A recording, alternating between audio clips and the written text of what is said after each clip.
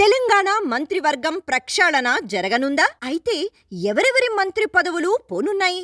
ఎవరికి కొత్త పదవులు రానున్నాయి? మంత్రివర్గ పునర్విస్తీరణ ముహూర్తం ఎప్పుడు? తమిళనాడు, కేరళలో కొత్త ప్రభుత్వాలు కొలువు తీరిన వెంటనే అంటున్నారు. నిజమేనా? తెలంగాణ రాజకీయాలలో ప్రస్తుతం వినిపిస్తున్న హాట్ టాపిక్ ఇదే. ముఖ్యమంత్రి రేవంత్ రెడ్డి తన మంత్రివర్గాలలో మార్పులు చేర్పులు చేయబోతున్నారనే సంకేతాలు బలంగా ఉన్నాయి. గత వారం జరిగిన భారీ ఐఏఎస్, ఐపీఎస్ బదిలీలే దీనికి సంకేతమని రాజకీయ విశ్లేషకులు భావిస్తున్నారు.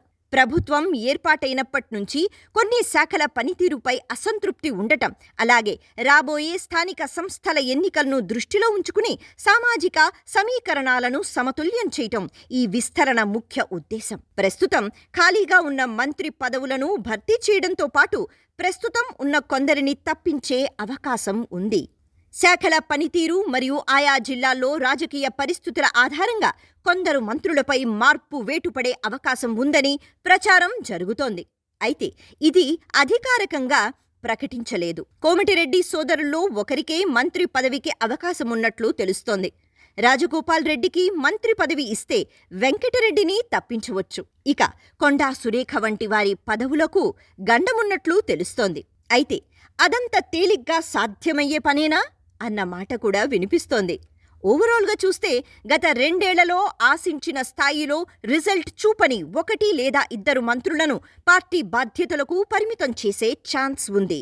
గెలిచిన ఎమ్మెల్యేలలో సామాజికంగా ప్రాముఖ్యత ఉన్నవారు, సీనియర్లు అయిన వేముల వీరేశం, మల్రెడ్డి రంగారెడ్డి వంటి వారి పేర్లు రేసులో ఉన్నాయి.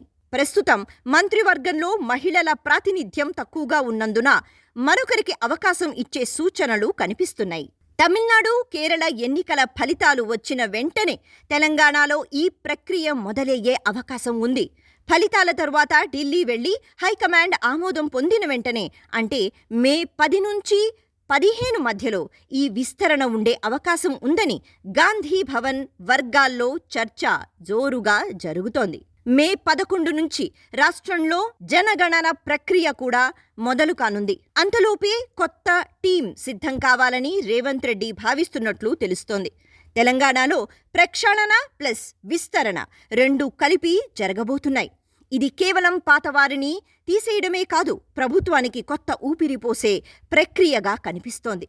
మే 4 ఫలితాల తర్వాత వారం రోజుల్లో దీనిపై ఒక క్లారిటీ వచ్చేస్తుంది.